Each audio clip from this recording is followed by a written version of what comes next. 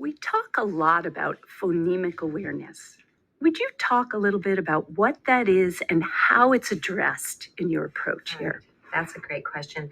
Phonemic awareness is a developmental process. It's something that children develop, and it's a necessary process about hearing sounds and words. So that's the sounds of language and how do we hear sounds. And that's a very important precursor to reading.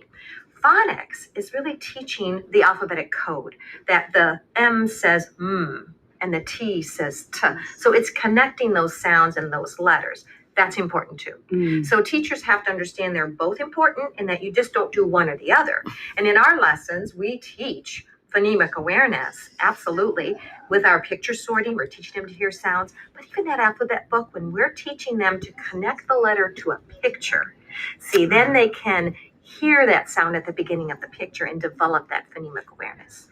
It helps them really build that relationship of knowing what the sound is with a picture, helps them remember it, but also so they can get into the letter in a couple of ways. They can hear the sound and know what letter makes that sound, or they could see the letter and know what sound it makes. And with our interactive writing component, I think that's the most powerful part when we're talking about phonemic awareness, because we're asking kids to say words slowly, we're asking them to focus on a particular, letter sound in that word. But then with the cut-up sentence, now they're going from the letter to the sound. Good, how are you? So we got phonemic awareness in the writing of the sentence, but we've got the phonics then in the reading of the cut-up. It's a powerful activity to teach both phonics and phonemic awareness. And it won't Is there send it a in like an specific email? sequence for teaching the letters?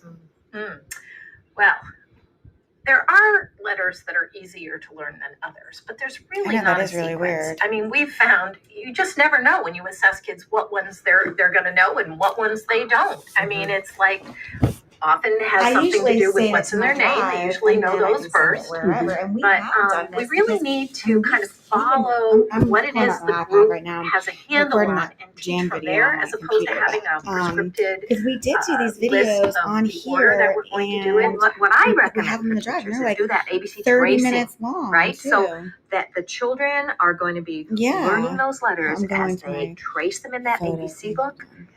This is the best way to teach those letters. And then the kids, what I found in my research is when they get to about 17 letters, 17 out of 52 letters, they pick up on average 10 letters a week.